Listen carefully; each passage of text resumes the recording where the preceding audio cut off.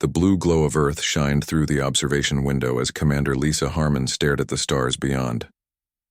The Endeavour floated at the edge of what humans called the barrier, a strange energy field that had kept humanity trapped in their own solar system for over 100 years. "Status report," Lisa said, turning to face her crew. Her voice was calm, but her heart beat faster than normal. Today might change everything. Alan Murphy, the ship's chief engineer, looked up from his control panel. His hands moved quickly over the glowing buttons. "All systems ready, Commander. The new drive is at full power." Lisa nodded. "And the shield modifications?" "Complete," Alan replied. "If our calculations are correct, we should be able to punch through the barrier." For generations, humans had wondered what lay beyond the strange energy field that surrounded their solar system. Some people thought it was natural, a cosmic accident. Others believed it was made by someone, though no one knew who or why. All they knew was that every ship that tried to pass through it either bounced back or disappeared completely. But now, humanity had a chance. After 50 years of research and thousands of failed attempts, Earth's scientists had created a new technology that might break through. "All departments report in," Lisa ordered, walking to the center of the bridge. One by one, her crew confirmed they were ready. Navigation ready. Engines ready. Life support ready. Communications ready. Science team ready. Lisa sat in the command chair. "Record this moment," she said to the ship's computer. "Earth date July 17th, 2257. The Endeavour is attempting to cross the barrier." She took a deep breath. "Begin the sequence, Mr. Murphy." Alan pressed a series of buttons. The ship's new drive hummed to life, the sound rising until it filled the bridge. The crew felt a strange sensation, like pressure against their skin. "Drive at maximum power," Alan reported. "Shield modifications holding steady." Lisa gripped the arms of her chair. "Take us forward. 1/4 speed." The Endeavour moved slowly, toward the invisible wall that had contained humanity for so long. On the main screen, the barrier appeared as a slight shimmer against the black of space. "Approaching barrier in 3, 2, 1. The ship shuddered. Warning lights flashed across control panels. The hull creaked and groaned like it might tear apart. "Power fluctuating," Alan shouted over the noise. "The barrier's pushing back." Lisa leaned forward. "Increase power to the shields. Keep going." The shaking grew worse. A panel on the far wall sparked and smoked. Crew members held onto their stations to avoid falling. "Commander, we're being pushed back," called the navigation officer. "We can't break through." Lisa stood up. "Transfer all available power to the main drive." "Now!" Alan looked at her with wide eyes. "That's against safety protocols. We could blow out the engines." "Do it," Lisa ordered. "We may not get another chance." Alan hesitated for only a second, then entered the commands. The ship's lights dimmed as power drained from non-essential systems. The drive's hum became a high-pitched whine. "Full power to drive," Alan shouted. The Endeavour pushed forward again. The shaking became violent. Several crew members fell from their chairs. A crack appeared in one of the side viewports. "Hull integrity." "At 60%, someone yelled. "Keep going," Lisa commanded, her knuckles white as she gripped a handrail. Just when it seemed the ship would tear itself apart, there was a sudden flash of light. The shaking stopped instantly. The warning alarms fell silent. For a moment, no one moved. Then Lisa looked at the main screen. "Status report," she said quietly. The science officer, Denise Morgan, checked her readings twice before answering. "Commander, we're through. We've passed the barrier." A cheer erupted across the bridge. People hugged and slapped each other on the back. Some just sat in stunned silence. Lisa allowed herself a small smile. "Navigation, confirm our position." The navigator worked his controls. "We're approximately 1 light-year beyond the barrier, Commander. We did it. We're the first humans to leave the solar system in over a century." "Send a message back to Earth," Lisa ordered. "Tell them we've broken through." As the communications officer prepared the message, Denise called out from her station. "Commander, I'm picking up something strange." Lisa walked over to the science station. "What is it?" Signals, Denise said, adjusting her instruments. Hundreds of them. Communications, navigation beacons, travel lanes. Commander, this space isn't empty. It's full of activity. Lisa stared at the screen. Can you determine the source? Not exactly, but Denise hesitated. These signals aren't random. They're organized, structured. She looked up at Lisa. They're artificial. Commander, I think we're detecting signs of intelligent life. Before Lisa could respond, Alan called out from his station. Commander, something's happening to the barrier behind us. On the main screen, they watched as the energy field that had contained humanity for so long flickered and changed color from its usual blue to an angry red. It's not natural, Denise whispered. The barrier. It's responding to us breaking through. Someone made it, someone put it there. The full truth hit Lisa like a physical blow. Humans hadn't been alone in the universe. They'd been trapped, contained, quarantined, and now they had just broken free. Alert status, she commanded. All stations on guard. Prepare defensive systems. As the crew rushed to comply, Lisa stared at the stars ahead of them. Stars that suddenly seemed much less welcoming. Send a second message to Earth, she said quietly. Tell them we're not alone out here, and I don't think our neighbors are happy to see us. Across the galaxy, in a gleaming tower on a planet humans had never heard of, an alarm began to sound. The impossible had happened. A quarantined species had broken containment. The Galactic Council was about to have a very bad day. High Counselor Zix Vian's forearms moved frantically over the control panel. The emergency lights in the Galactic Council headquarters flashed red. Alarms blared through the grand halls of Centauri Prime. The tall, blue-skinned alien pressed the emergency button, sending the entire council spire into lockdown. This is not happening, he muttered to himself. This cannot be happening. Within minutes, all 12 members of the Galactic Council gathered in the crisis chamber. They represented the 12 most powerful species in the galaxy. Some had tentacles, others had wings. A few looked almost human, but none were. All shared the same expression of shock. The humans have escaped? Asked Delegate Thraxa. Her snake-like body coiled nervously around her floating chair. How is this possible? No species has ever broken through a quarantine field before. Security Chief Krell Voss stepped forward. His gray skin looked even paler than usual. The humans developed a new technology, something we did not predict. He touched a button on his wrist and a hologram appeared in the center of the room. It showed the human ship breaking through the barrier. Impossible, shouted one of the council members. That containment field was designed to last for thousands of years. Ambassador Elomar, the oldest member of the council, raised his hand for silence. Unlike the others, he seemed more curious than afraid.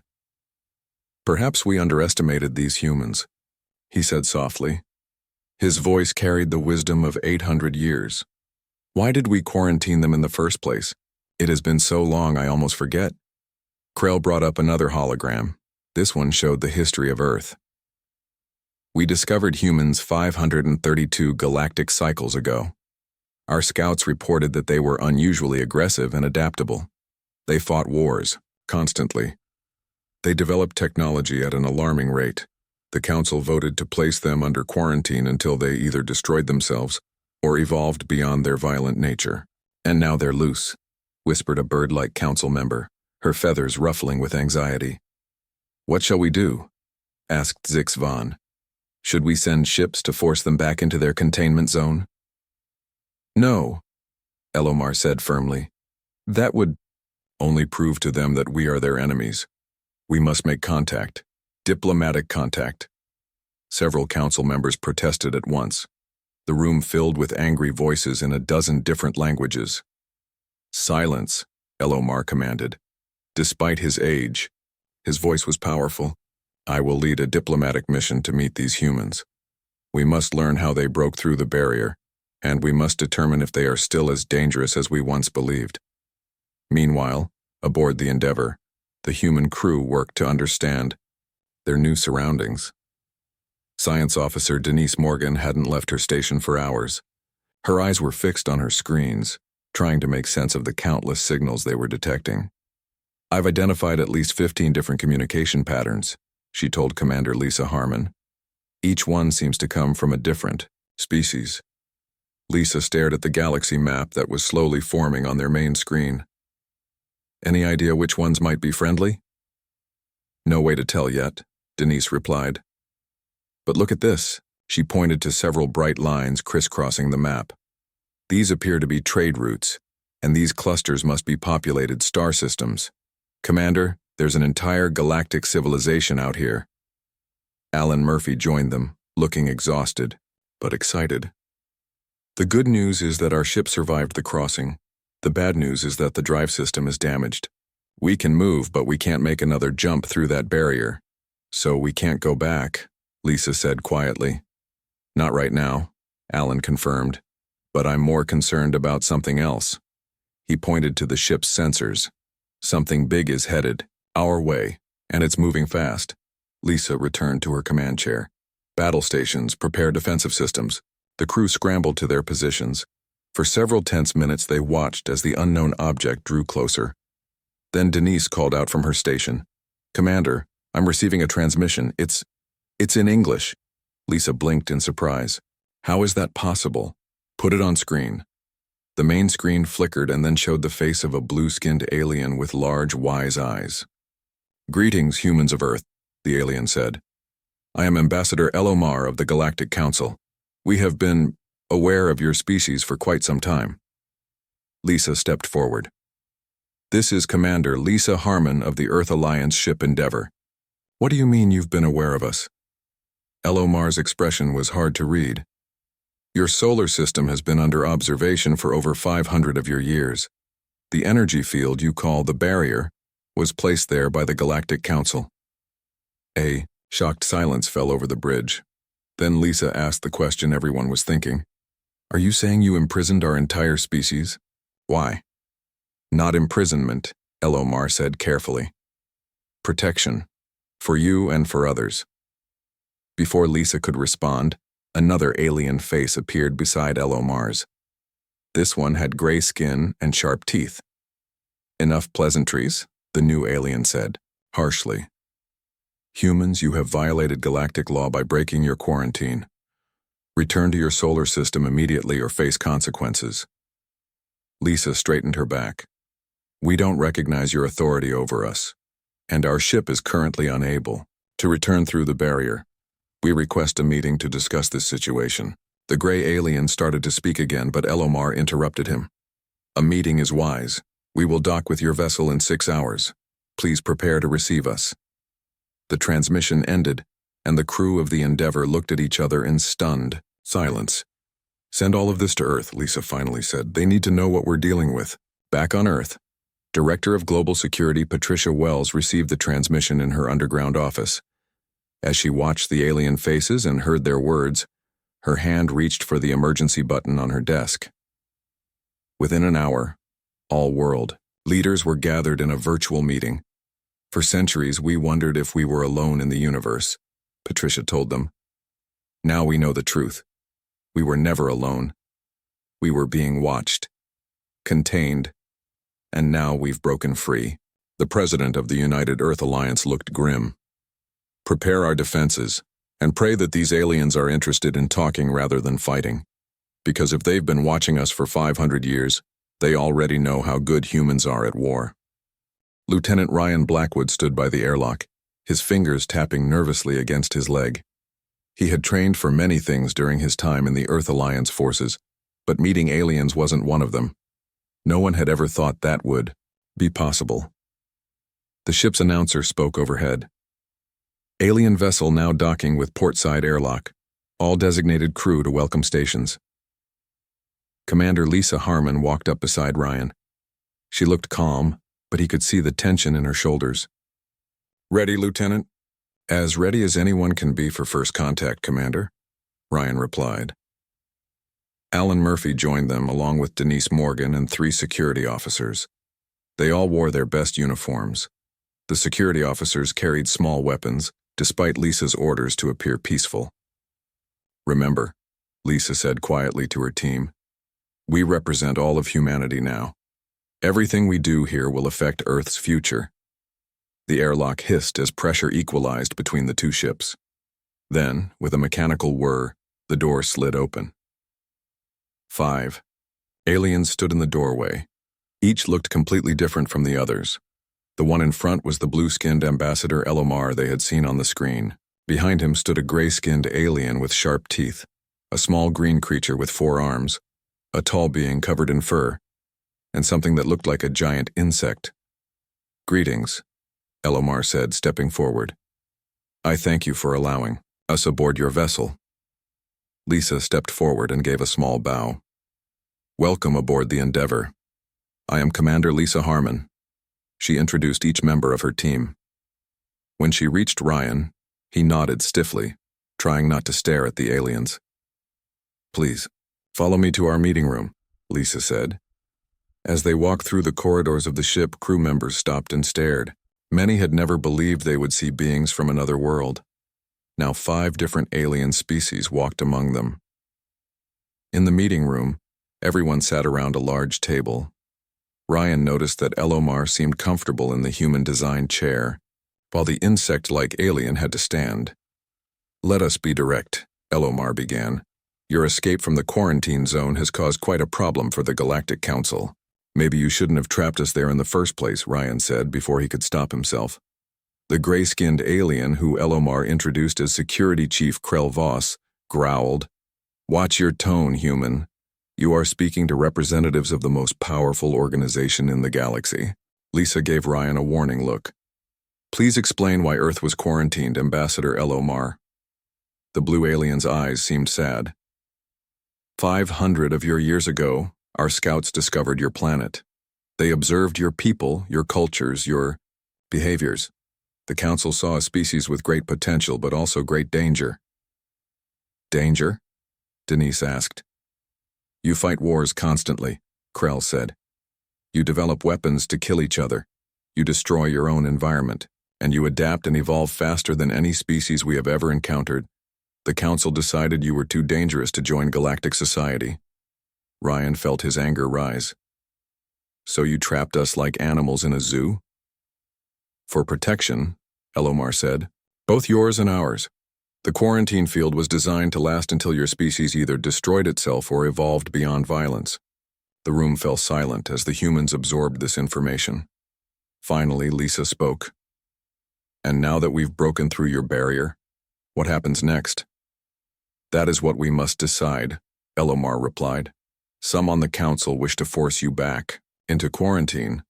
Others believe it is time to welcome humans into the galactic community with certain restrictions." "What kind of restrictions?" Alan asked. The insect-like alien made a series of clicking sounds, which a small device on its chest translated. "Limits on your technological development, supervision of your explorations, regular inspections of your military capabilities." Ryan couldn't stay quiet. "That sounds like we'd just be trading one prison for another." "What gives you the right to decide our fate?" Lisa asked. "We are an independent species. We have our own governments, our own laws. The Galactic Council has overseen peace in this galaxy for 20,000 years, Krell said sharply. "We have that right." While the discussion continued on the Endeavor, back on Earth, Director Patricia Wells watched the recorded transmission in her office. As soon as it ended, she called an emergency meeting with Earth's top scientists and military leaders. "We need to understand what we're dealing with," she told them. "How advanced are they? What are their weapons like? Can we defend ourselves if needed?" Dr. Kevin Palmer, Earth's leading xenobiologist, spoke up. "From what little we can see in the transmission, these aliens have technology far beyond ours in some areas. But in others, we might be their equals, or even ahead." "How is that possible?" asked a general. "The quarantine," Kevin explained. "It forced us to develop in isolation to solve problems on our own. We took different paths than they did. Our technologies evolved differently." Patricia nodded. "That might be our advantage. We need to prepare for all possibilities, diplomatic relations, or conflict." On the Endeavor, negotiations continued. Elomar seemed willing to listen, but Krell and some of the other aliens remained hostile. We cannot simply allow an unproven violent species free access to the galaxy, Krell insisted. We're not asking for free access, Lisa replied. We're asking for respect, as equals, for the right to determine our own future. Elomar studied the humans carefully. In all my 800 years, I have never seen a species break through a quarantine field. That alone tells me there is something special about humans. Special or dangerous, muttered Krell. Perhaps both, Elomar admitted. But I believe they deserve a chance. He turned to Lisa. I propose this. Allow a delegation from Earth to visit Centauri Prime, the seat of the Galactic Council. Let them speak directly to all council members. In return, we will send representatives to Earth. A cultural exchange? Denise asked, her scientific curiosity evident. Yes. A first step toward understanding. Lisa thought for a moment, then nodded. I'll need to consult with Earth's leadership, but I believe they will agree. As the meeting ended and the aliens prepared to return to their ship, Krell pulled Elomar aside. Ryan pretended not to notice, but he overheard their whispered conversation. You are making a mistake, Krell hissed. These humans cannot be trusted. Perhaps, Elomar replied, but after 20,000 years, perhaps the galaxy needs a little chaos to prevent stagnation. Ryan watched them go, wondering what the future held for humanity among the stars. One thing was certain, Earth would never be the same again. Dr. Kevin Palmer stared in amazement at the alien database Elomar had provided. After 3 days of talks, the ambassador had granted limited access to council records as a show of good faith. Kevin had barely slept since then, diving deep into the information about hundreds of alien species. This is incredible, he whispered to himself as he scrolled through another file. The door to his lab opened, and Commander Lisa Harmon walked in. She looked tired but determined. Find anything useful, Doctor? Kevin looked up, his eyes bright with excitement despite his exhaustion. More than useful, Commander. I think I know why they really quarantined us. He pulled up an image showing DNA strands from various species. Look at this comparison. Human DNA next to the main council races. Lisa studied the screen. I'm not a scientist, Kevin. What am I looking at? Adaptability, Kevin said. Human genes can change and adapt faster than any council species. We heal quicker. We can survive in more environments. Our brains form new connections more easily. He pulled up another screen. And it's not just physical. Our social structures change rapidly too. The council races have had the same basic governments for thousands of years. We've tried dozens of different systems just in the last few centuries. Lisa frowned. So they didn't just quarantine us because of our violence. No, Kevin said. They feared our potential. What we might become. While Kevin explained his findings to Lisa across the ship, Lieutenant Ryan Blackwood prepared for a different kind of mission. Commander Harmon had authorized several small exploration teams to venture further into council space while negotiations continued. Remember, this is strictly observation, Ryan told his team as they boarded the shuttle. We look, we learn, we come back. No contact with aliens unless absolutely necessary.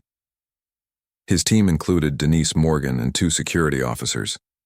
Their mission was to visit a nearby trading post to gather information about how the various alien species interacted. As their shuttle left the Endeavor, Ryan couldn't help but feel excited. No human had ever seen what they were about to see. The trading post orbited a small red dwarf star. It looked like a giant metal wheel spinning slowly in space. Ships of all shapes and sizes docked along its outer ring. Amazing, Denise breathed as they approached. Look at the variety of vessels. Each must be designed for different species. They docked their shuttle and stepped out into a world of chaos and wonder. Aliens of every description moved through wide corridors. Some walked. On legs, others slithered or floated. The air was filled with strange smells and sounds. Using translation devices provided by Elomar, The humans could understand most of the conversations around them. They heard talk of trade deals, political rumors, and something that caught Ryan's attention immediately. "Did you hear that?" he whispered to Denise. "They're talking about us, about humans." They moved closer to a group of small green aliens with large eyes. "The quarantine breakers," one was saying. "I heard they developed technology the Council doesn't even have." "Nonsense," another replied. "They're primitives. Dangerous primitives." Then, why is the Council in emergency session? Why are some rim worlds already talking about alliances with these humans? Ryan and Denise exchanged looks. This was valuable information.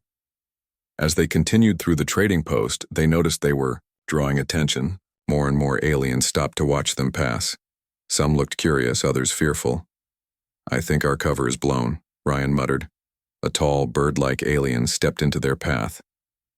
"You are humans," it said, its translator making the words sound mechanical. Ryan nodded.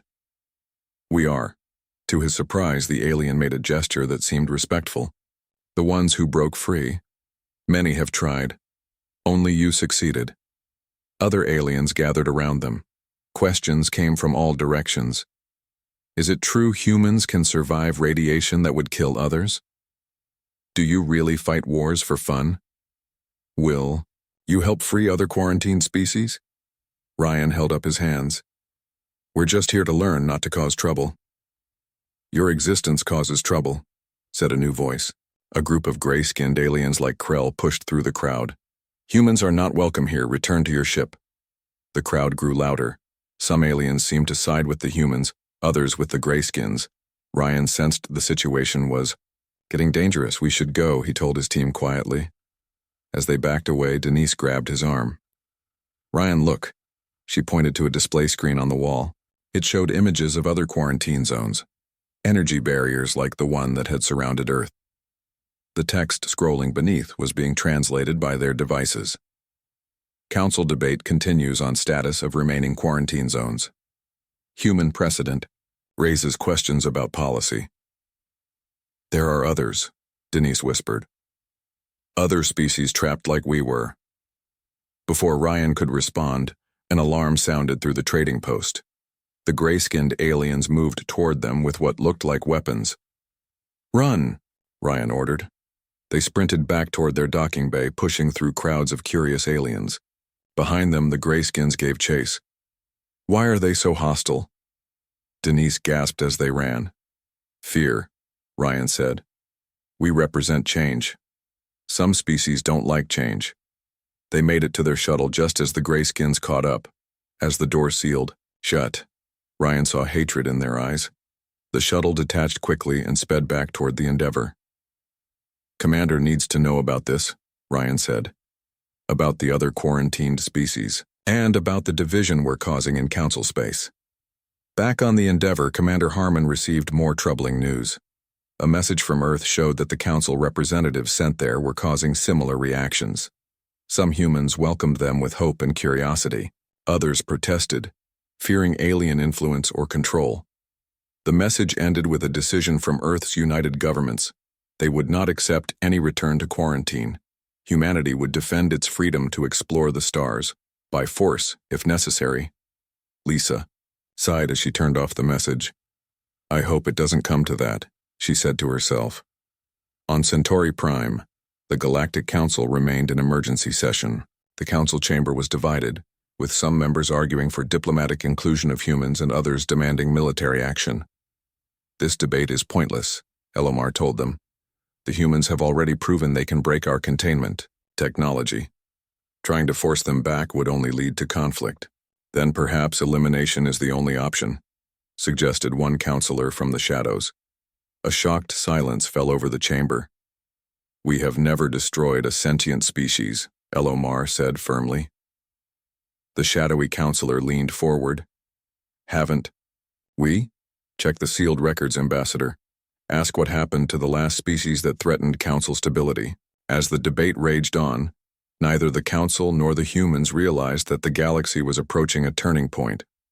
Old orders would fall, and new alliances would form. And at the center of it all stood humanity, adaptable, innovative, and finally free. 1 year after the Endeavor broke through the barrier, the Galactic Council chamber looked very different. 4 human representatives now sat among the alien delegates. Ambassador Jason Howard, a former history professor from Earth, led the human delegation. His calm voice and deep knowledge of how societies changed over time had earned him respect among many council species.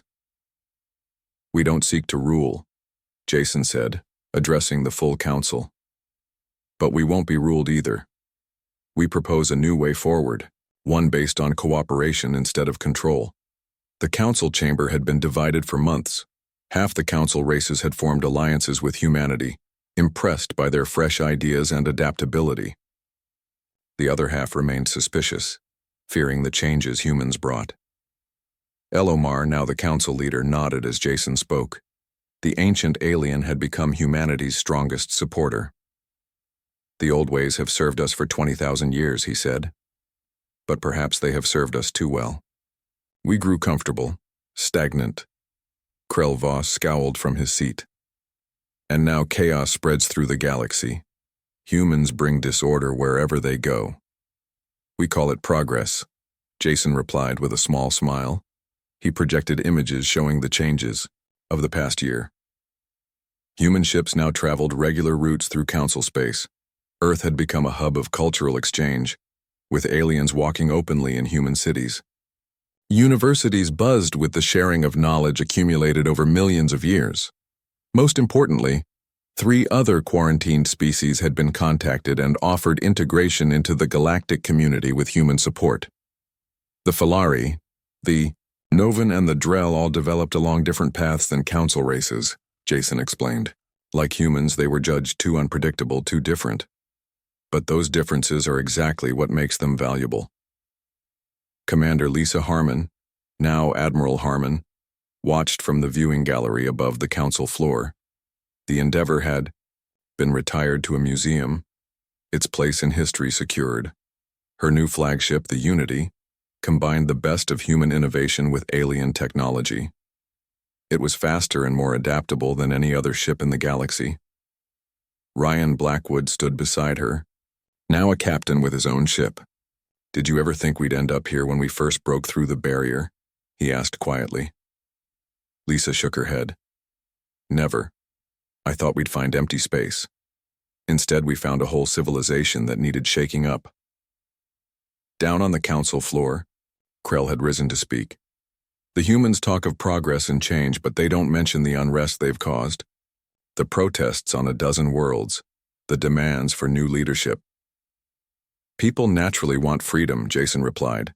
"They want a voice in decisions that affect their lives. Is that so wrong?" "It threatens the stability we've maintained for millennia," Krell insisted. "A stable prison is still a prison," Jason said. "The Council quarantined species that didn't fit its vision of how the galaxy should be. It kept knowledge and resources for itself. That time is over." The debate continued for hours. Finally, Elomar called for a vote on the human proposal. A complete reformation of the Council itself. No more secret quarantines. No more keeping advanced technology from developing worlds. All sentient species would have the right to representation. "All those in favor?" Elomar asked. Slowly, hands, tentacles, and other appendages rose across the chamber. The vote counter flickered. 47% in favor, 51% against, 2% abstaining. The reform had failed by a slim margin. Jason looked disappointed, but not surprised. "We knew this would take time," he said to his team. But then Elomar did something unexpected. He stood up from his council leader chair and walked to stand with the human delegation. "For 800 years I have served this council," he said, his voice echoing through the chamber. "I have seen species rise and fall. I have seen great injustices done in the name of stability. I will serve no longer." A shocked murmur ran through the council. "I resign my position and withdraw my species' membership in this council," Elomar continued. "We will join the new alliance forming with Earth and the formerly quarantined worlds." One by one, other council members stood and joined him. The Planti, the Zyral, The Ventari, 6 species in all, left their seats to stand with the humans. Krell watched in horror as the oldest alliance in the galaxy crumbled before his eyes. "This is treason," he hissed. "No," Elomar said firmly. "This is evolution. The galaxy must adapt. You feared human adaptability, but you should have learned from it instead." Within weeks, the news spread across the galaxy. The Galactic Council, which had ruled for 20,000 years, had split in two. The old council still existed, but a new alliance had formed, the Galactic Federation, with Earth as a founding member. 6 months later, Admiral Lisa Harmon stood on the observation deck of the Unity, watching as ships from 30 different species gathered for the Federation's first official meeting. Dr. Kevin Palmer joined her, still amazed by how much had changed. "The Council feared what we might become," he said, "and they were right to fear it. We've changed the galaxy in less than 2 years." "For the better, I hope," Lisa replied. "Most species think so. That's why they're joining us." The door opened, and Jason Howard entered. He looked tired but satisfied after months of diplomatic work building the new Federation. "The first session is about to begin," he told them. "The Falari delegation just arrived. They're the last ones we were waiting for." Lisa nodded. "I still can't believe they were quarantined for having a hive mind. The Council feared what they couldn't understand. Fear or control. That was the old way," Jason said. "Understanding and cooperation, that's our way." They walked together to the great meeting hall where representatives from across the galaxy waited. Some looked like humans. Most didn't.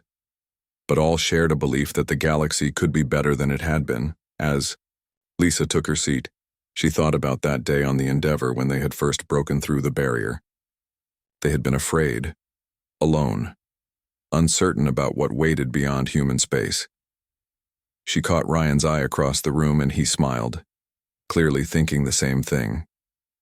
They had expected enemies but found allies. They had expected isolation, but created connection.